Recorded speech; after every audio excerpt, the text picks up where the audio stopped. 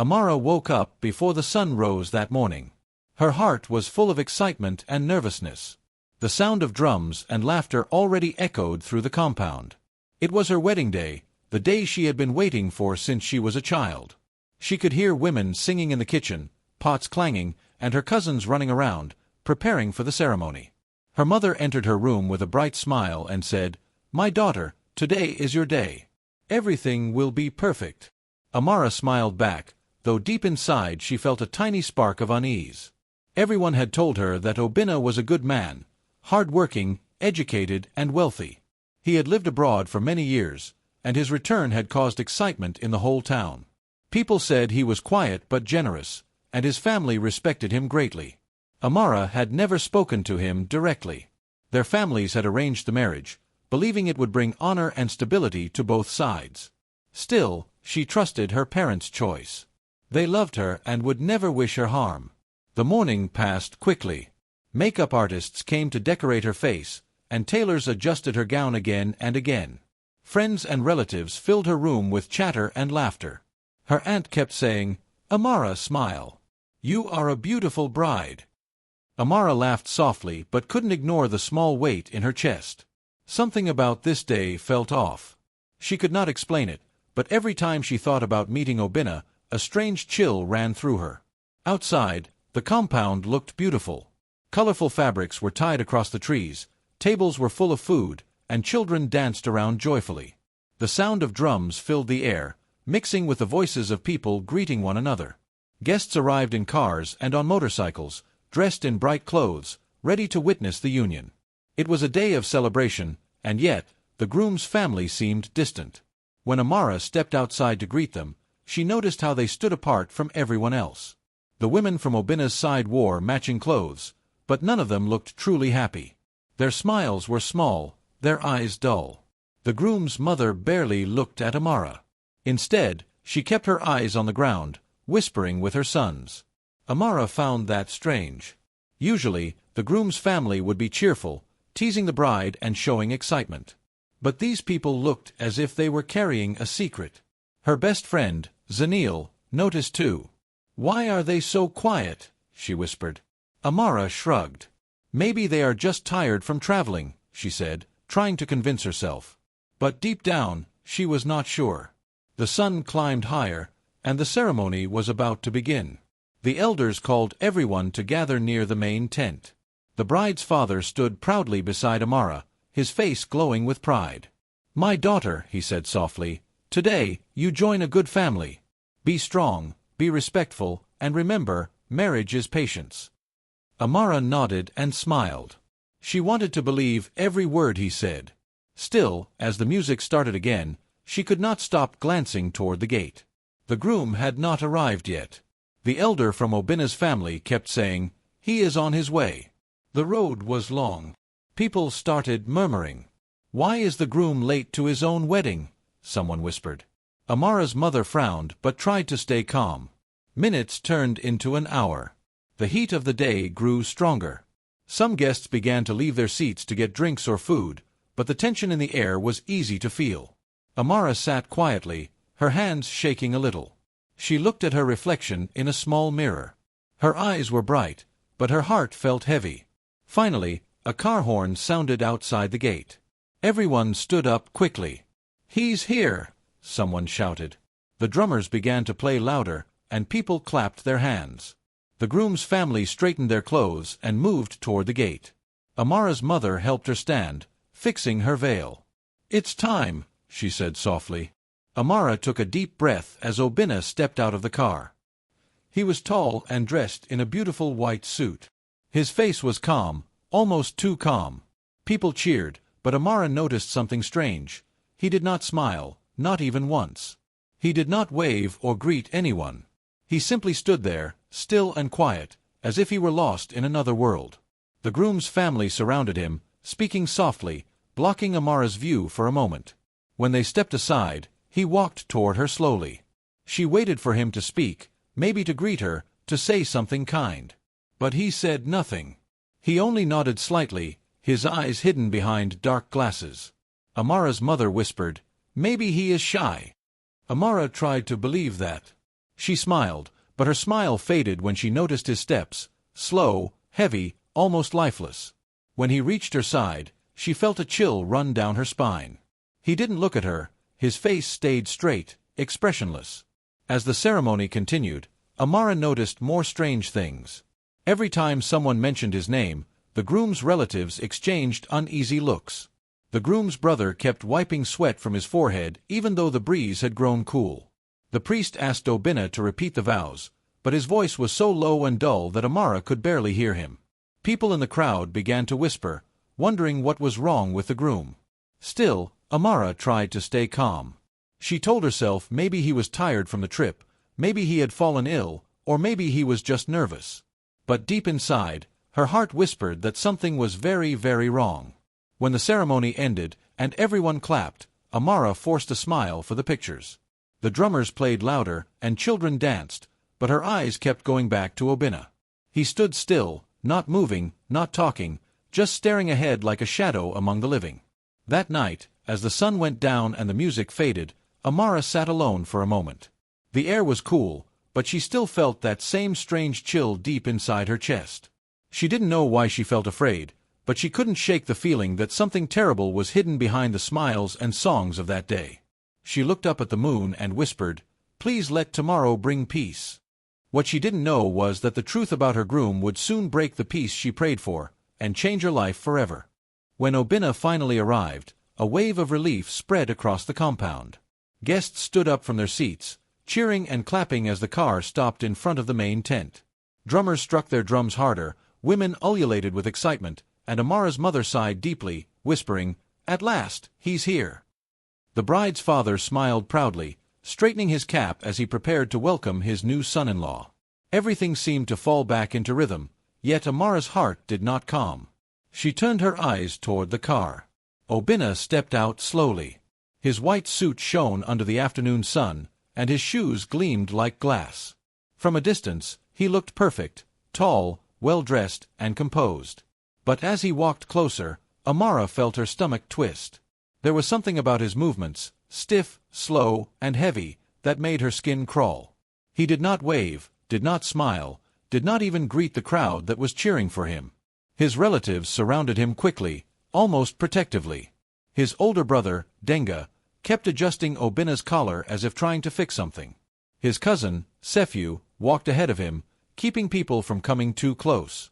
When Obinna reached the center of the compound, everyone went silent, waiting for him to greet the bride's family. Amara's father stepped forward with a warm smile. "My son," he said, "we welcome you. May this union bring joy to both families." Obinna did not answer. He only nodded slowly, his head jerking slightly as if the gesture was difficult. The air shifted. People exchanged uncertain looks. Denga quickly stepped in and said, "He is tired. The journey was long, and the sun is harsh. Please, let us sit and rest." The guests accepted the excuse, though whispers began to ripple through the crowd. Amara tried to keep her smile. She watched Obinna sit down beside her, his face unreadable behind his dark glasses. She leaned closer, her voice soft. "Are you okay?" she asked. He did not answer. For a moment, she thought he hadn't heard her, but then he turned his head slightly, very slowly, and nodded once. His movements were so slow that it made her shiver. The master of ceremony tried to lighten the mood, cracking jokes and praising the couple. The drummers played again, but the laughter that followed felt forced. Even Amara's best friend, Zanil, whispered behind her hand, "Why is he acting so strange?" Amara forced a laugh, but her eyes stayed on Obinna. She noticed how his hands rested stiffly on his lap, how his lips did not move, and how his chest barely seemed to rise when he breathed. As the ceremony continued, the priest invited them to stand for the blessings.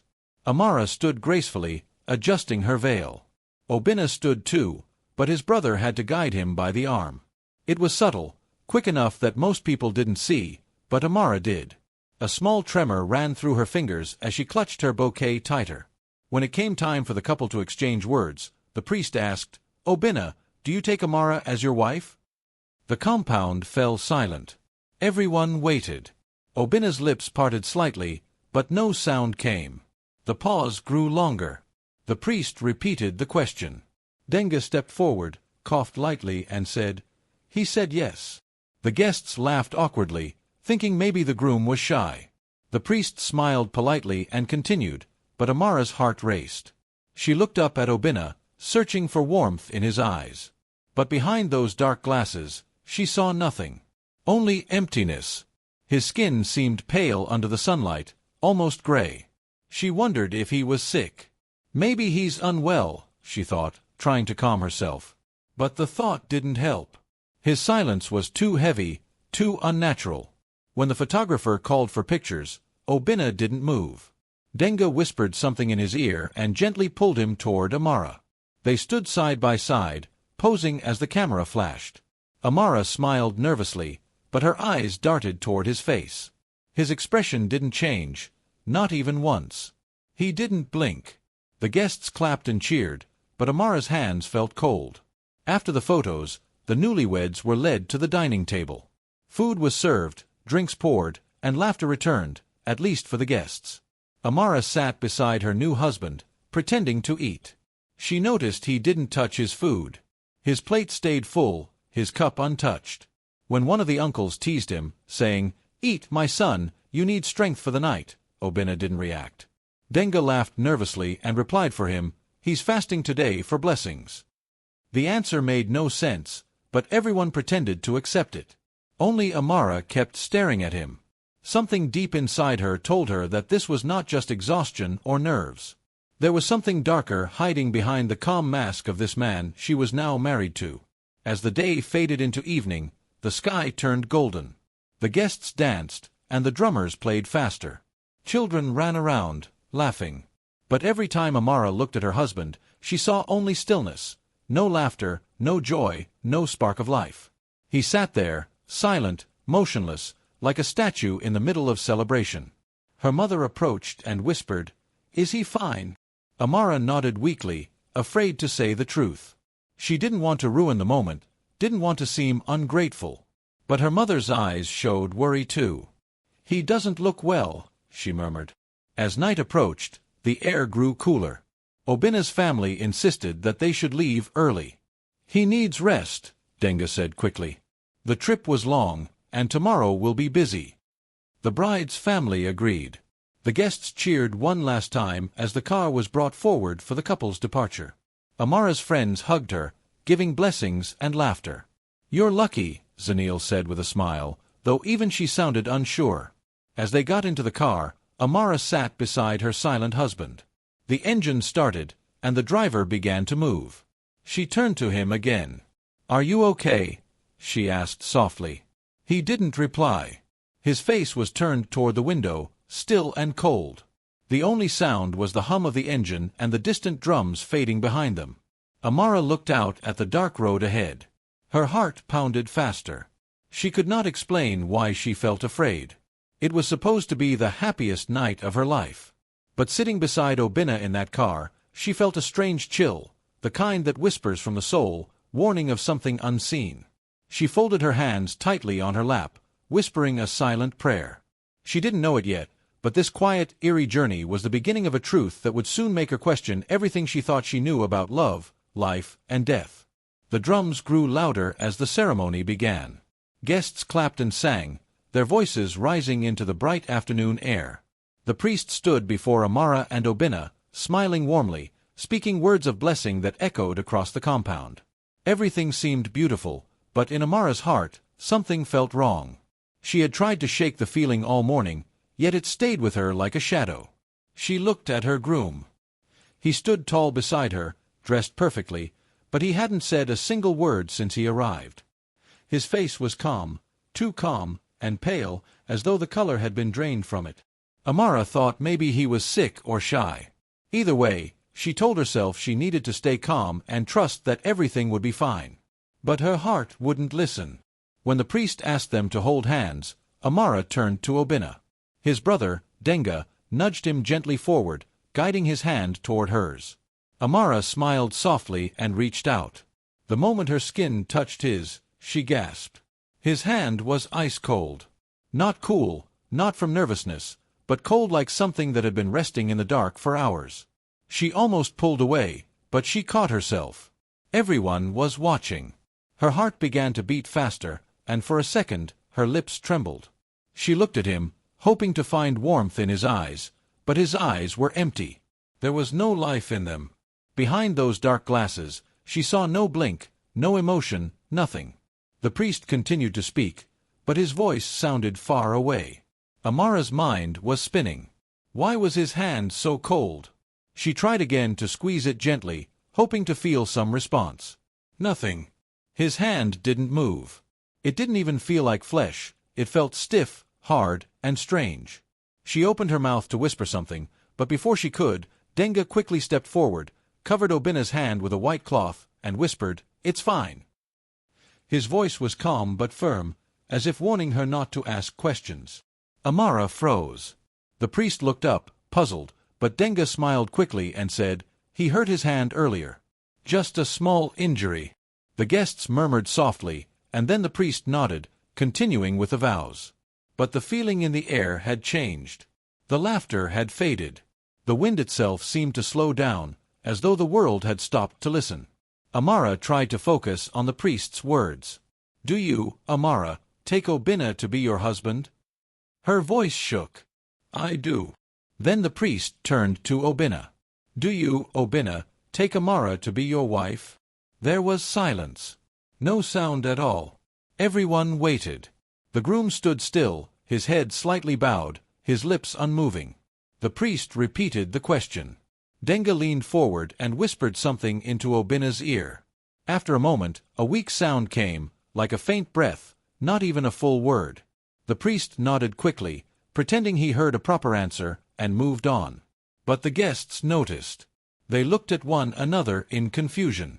Some smiled awkwardly, trying to ignore the strange tension, but others began to whisper. "He looks pale," one woman said quietly. "Did you see how he didn't move?" another asked. Amara could hear the whispers behind her. Her palms were sweaty, but the hand she held was still cold, unchanging. Then she noticed something even stranger. His skin had no pulse. She couldn't feel any heartbeat, no warmth, nothing. It was as if she was holding the hand of a statue. Her chest grew tight. Suddenly, one of the elders sitting near the front began to tremble. His name was Baba Chaik, the oldest man in the village. He had seen many weddings in his lifetime, but something about this one made his skin crawl. His eyes darted to Obina's still body and then to his brother, who stood nearby, fidgeting nervously. Baba Chaik's lips moved, and he whispered, "This isn't right." The priest paused for a second, glancing at him, but the old man shook his head and looked away. He knew something was deeply wrong, but fear held his tongue. The wind outside grew stronger, and the tent's fabric flapped noisily. The candles placed around the altar flickered wildly, their flames shrinking and growing as if something unseen had entered the space. The drummers stopped playing. Even the birds in the nearby trees went silent. Amara's heart raced faster. She wanted to pull away, to scream, to ask what was happening, but her voice felt locked in her throat. Every instinct inside her told her to run, yet her feet stayed planted on the ground. The priest continued, trying to ignore the uneasy energy that filled the air. "You may now exchange rings," he said quickly. Denga stepped forward again, slipping a small ring onto his brother's stiff finger. Then Amara took her ring and tried to slide it onto his hand. The finger didn't bend. It was rigid, unyielding. She pushed gently, then harder, but it was like trying to place a ring on a piece of wood. Her hands trembled so badly that she almost dropped the ring. The crowd began to murmur again. "What's wrong with his hand? Is he sick? Why isn't he speaking?" Denga forced a nervous laugh and said, "He's shy, you know. My brother doesn't like too much attention." His voice cracked at the end of the sentence. Amara forced a smile, but tears pricked her eyes. Her mother noticed from the front row and frowned. She leaned over to whisper to Amara's father. "Something's wrong," she said. "Look at that man." Her husband nodded slowly, worry spreading across his face. The ceremony dragged on, but the air felt heavy, almost suffocating.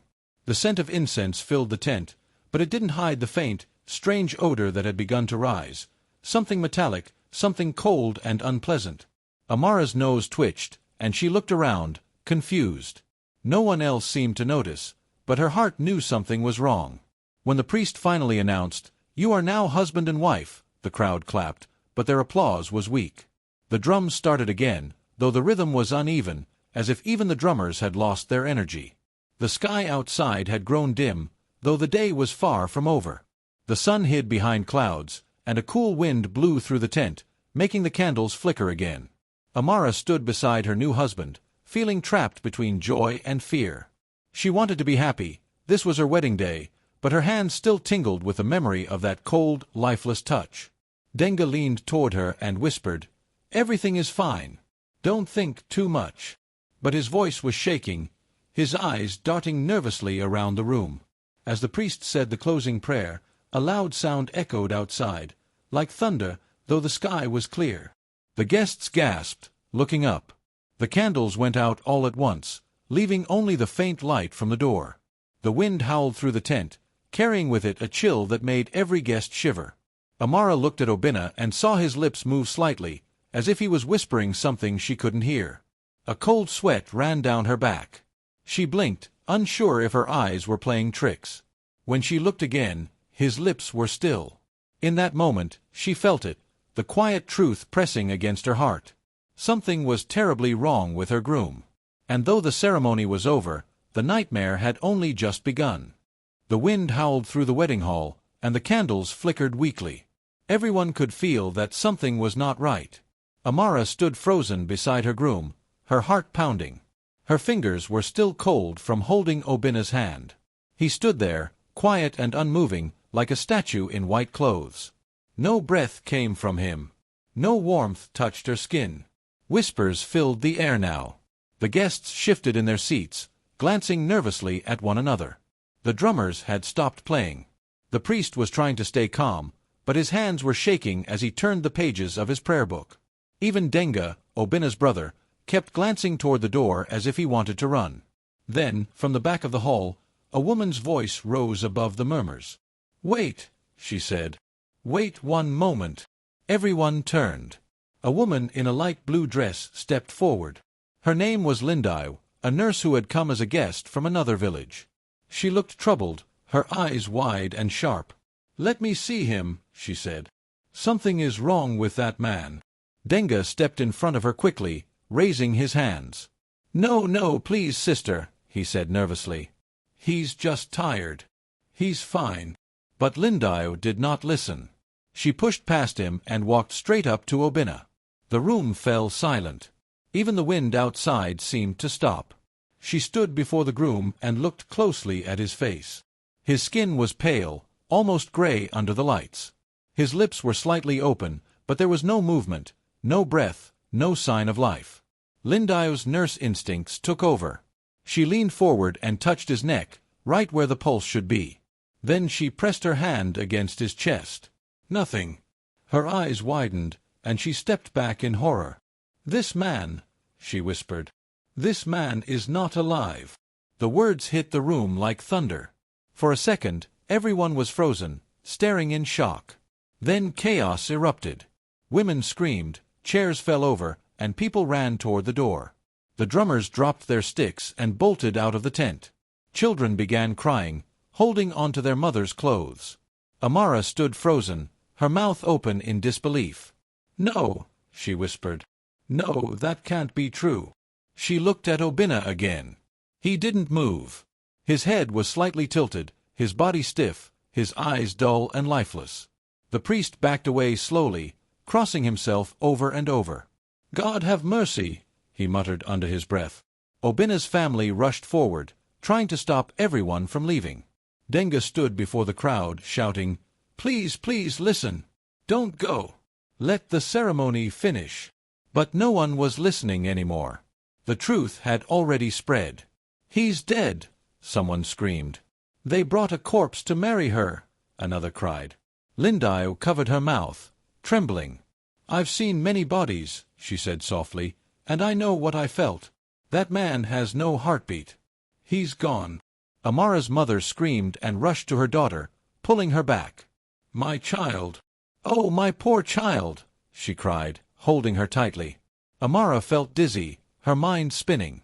The sounds around her faded into a blur. She stared at Obina's lifeless face and whispered, "Why? Why would they do this?" Denga dropped to his knees, his face pale with guilt. His uncle, a tall man with tired eyes, sighed deeply and said, "It's true." His voice was heavy, filled with shame. He died last night." The hall fell silent again. Only the sound of the wind could be heard. The uncle continued, "He was in a car accident on his way home from the airport. We couldn't believe it. He died before dawn."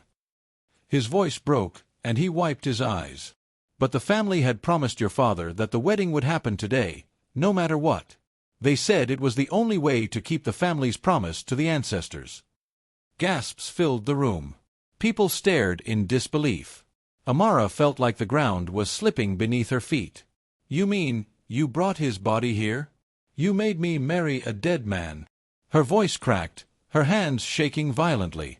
Denga bowed his head, tears running down his cheeks. "We didn't want to break the promise," he said weakly. "The elders said his spirit must not be left unwed. They said the wedding must go on."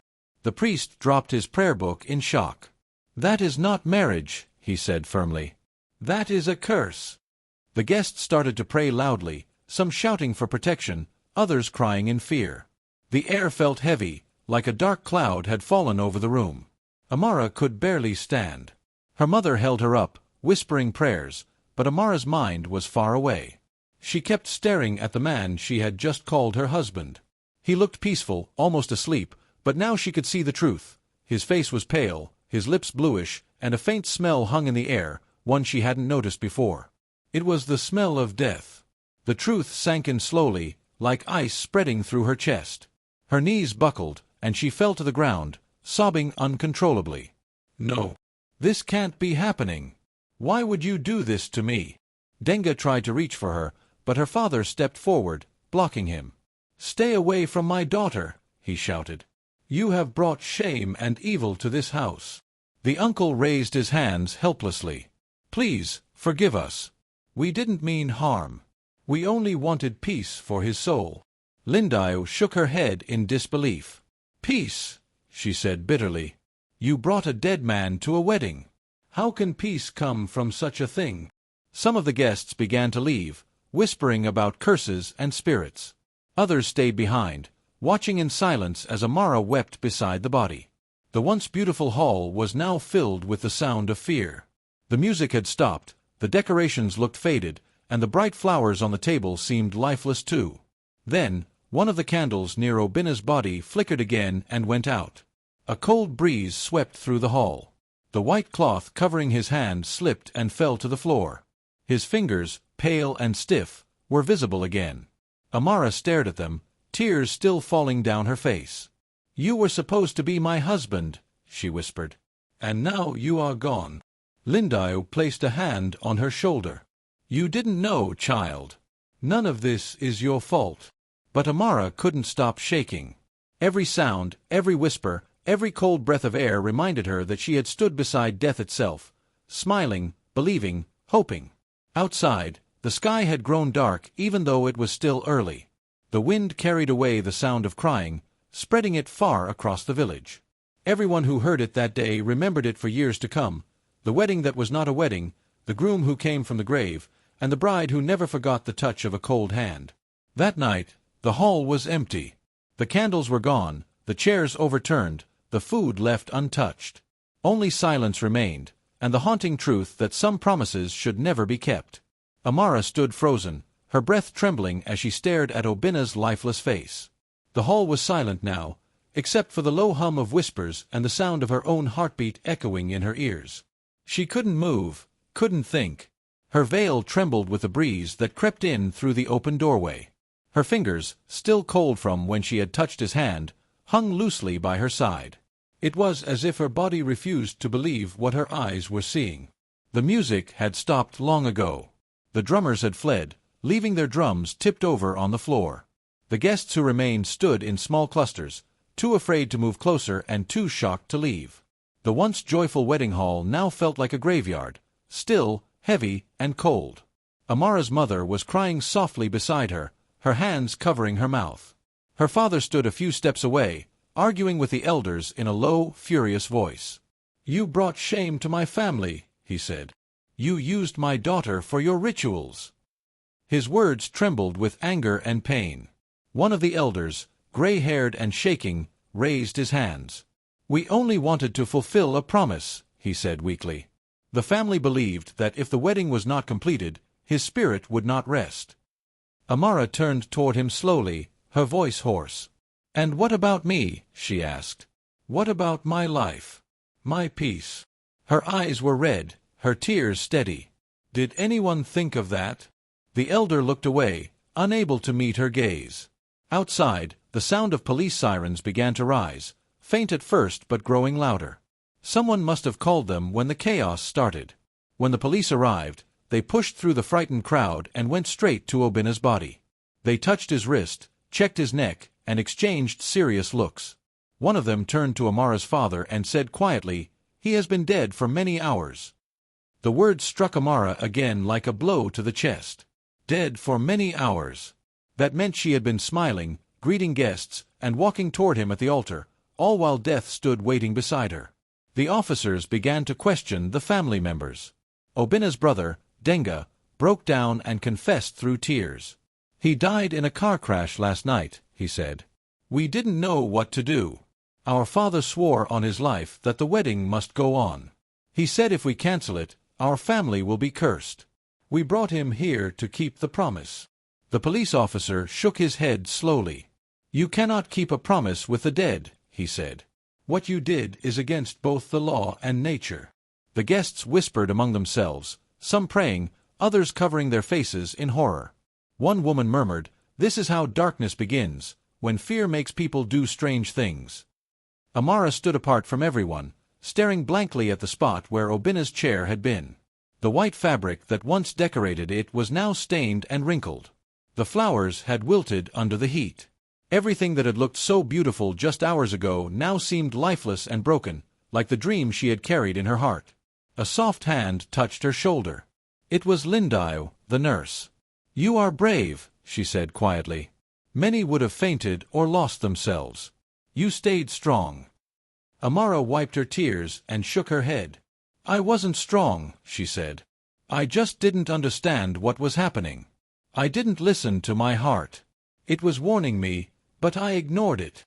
Lindayo nodded slowly. "Sometimes the heart sees what the eyes can't." As the police carried Obinna's body out of the hall, the sound of footsteps and quiet sobs filled the air. The elders followed behind, their heads bowed in shame. The villagers who had come to celebrate a wedding now watched a funeral procession. Outside, the evening sun was setting, painting the sky in shades of orange and gold. The breeze carried the faint smell of dust and flowers. Amara stood at the doorway, watching as the car carrying Obinna's body disappeared down the road. A part of her felt hollow, like something inside her had died too, not love, but trust. In the days that followed, the story spread across the town. People whispered about the wedding of the dead man, some in disbelief, others with pity. Many came to visit Amara's family, offering words of comfort.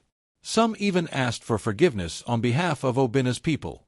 Amara listened quietly to them all but said very little. At night, she sat by her window, staring at the moon and thinking about everything that had happened. She thought about how easily she had believed the smiles, how she had ignored the strange feeling in her chest when she saw the tension in the groom's family. Her mother often came to sit beside her. "You are safe now," she would whisper. "That's what matters." Amara would nod, but deep inside, she knew something had changed in her forever. She no longer trusted what she saw. She had learned that evil can hide behind polite faces and kind words. One morning, as she watched the sunrise, she whispered to herself, "I never knew. I was marrying a dead man." The words felt heavy but freeing. She wasn't saying them in pain anymore, but as a promise to herself. She made a decision that day. She would never again ignore her heart's warning. She would listen to that quiet voice inside her, even when others told her she was wrong. Because that voice, that uneasy feeling, had tried to save her before. She would never silence it again. Weeks passed, and life slowly began to return to normal. The villagers stopped whispering, and the story became something told in hushed tones to warn young women to be careful. Always know the man you are marrying, they would say. Always listen to your spirit. Amara began to find peace in small things again: the sound of birds in the morning, the smell of rain on the earth, the laughter of children passing by her window. But there was still one thing she never did again. She never attended another wedding. Every time she heard the sound of drums or saw a white dress, she felt a chill down her spine.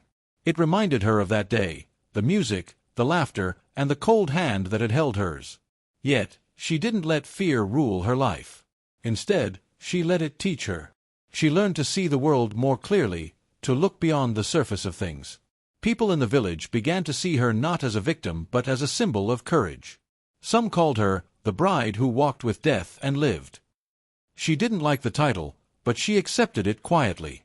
For her, survival wasn't about bravery. It was about awakening.